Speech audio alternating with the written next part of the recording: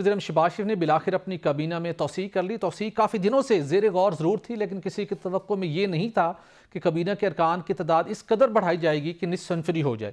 اور کہا یہ جا رہا ہے کلاس صاحب آج صبح پرائم منسٹر نے ان کابینہ ارکان کو بلایا جنہوں نے گزشتہ روز حلف اٹھایا اور کہا گیا جی کہ ان سب لوگوں کو قابلیت اور صلاحیت کی بنیاد کے اوپر سلیکٹ کیا گیا ہے.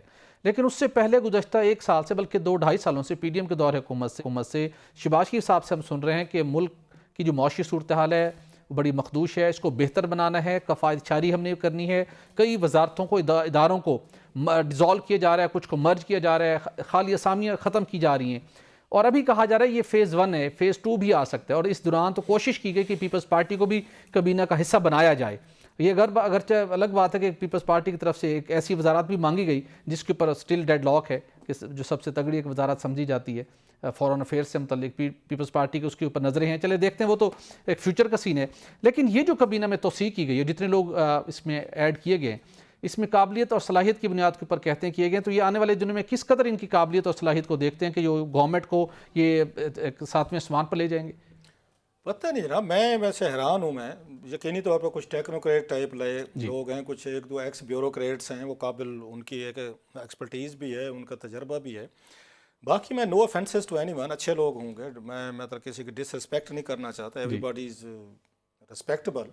لیکن قبلیت اور چیز ہوتی ہے, نیک ہونا اور چیز ہوتا ہے. سب نیک ہوں گے, ہم بالکل کہتے تھے, ہم کسی پہ وہ کوشچن نہیں کر رہے, نہ کسی کی پارسائی کو چیلنج کر رہے. قبلیت از سم تھنگ. آپ نے بھی یہ لسٹ پڑھی ہے سر جی, آپ کو کتنے قابل لوگ اس میں سے لگے ہوں گے جو آپ کا خیال ہے اس ملک کے اتنے جو گمبھیر مسائل ہیں ان کو حل کر سکتے ہیں.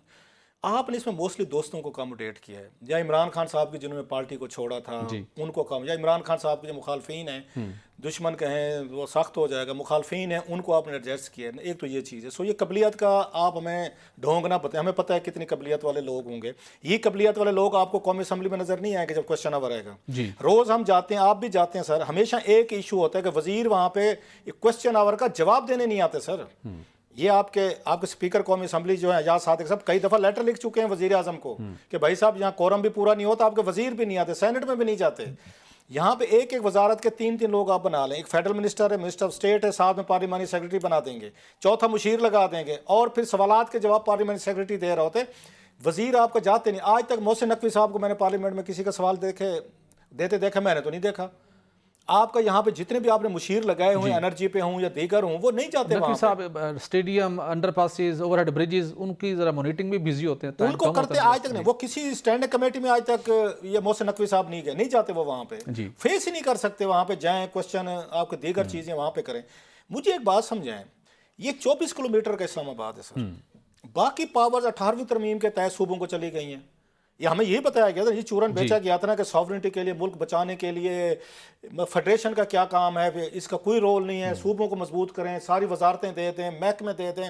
آپ نے 120-30 آپ نے ترامیم کی تھی 73 کے کانسٹیٹیوشن میں 2010 میں, یہ کہہ کے کہ اس سے صوبے بڑی ترقی کریں گے, ملک بڑی ترقی کرے گا, اور اسلام آباد کا کوئی کام نہیں ہے. اسلام آباد کو یہ وزارتیں بنتی ہیں نا سر 8 سے 10, میں ایگزیکٹلی یہی پوچھنے لگا جینوئن طریقے سے 8 سے 10 وزارتیں بنتی ہیں. 8 سے 10 کی بجائے اس وقت 50 کے قریب پہنچ چکے ہیں.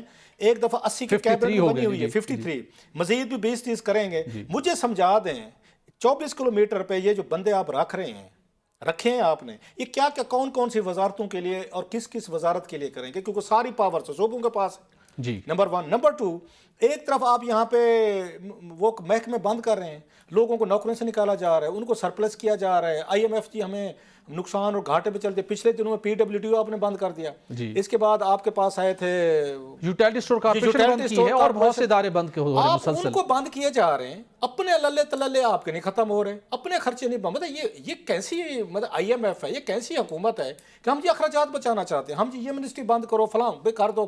800 بلین کے ہمیں لاسز ہو رہے ہیں, بالکل ہو رہے ہیں. ریکارڈ اضافہ ہو رہا ہے, معاشی اشاریہ بہتر ہونے شروع ہو گئے, تو انہوں نے کہا جی اب چھوڑ دیں کفایت چاری, اب اپنے اوریجنل اپنے طریقہ کار پہ آ جاتے ہیں, جس طریقے سے ہمارا جو گورننس کا طریقہ کار ہے بڑھاتے ہیں کابینہ کا. مطلب یہ 25 کروڑ لوگ جو ہیں یہ ان کو دشمن لگتے ہیں. اگر ان کے لیے سبسڈی دینی پڑے, ان کو ریلیف دینا پڑے, IMF آ جاتے بادشاہ توپیں گن F-16 اور JF تھنڈر میزائل لے کے, خبردار کسی کو آپ نے ریلیف دیا, حشر نشر کر دیں گے جناب, اور ہمیں بتایا جاتا ہے IMF نہیں مانتی, چھوٹی چھوٹی چیزوں پہ نہیں مانتی.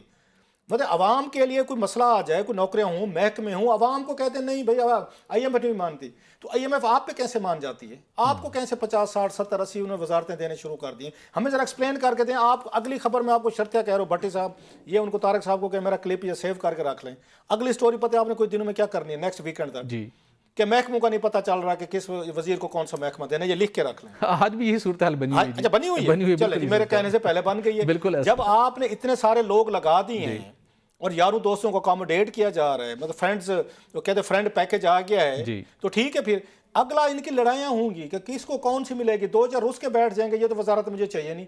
ایک ایک وزارت میں آپ 4 4 بٹھائیں گے, ساری میں آپ کو ابھی سے لکھ کے دے رہا ہوں, 4 4 بٹھائیں گے اور دفتر نہیں ہوں گے, بے محکمہ ہوں گے یہ سارے کے سارے موسٹلی, کیونکہ وزارتیں آپ کی اس وقت پروٹوکول تو ہوگا, گاڑی کے اوپر آنا جانا معاملات وہی میں رو رہا ہوں سر.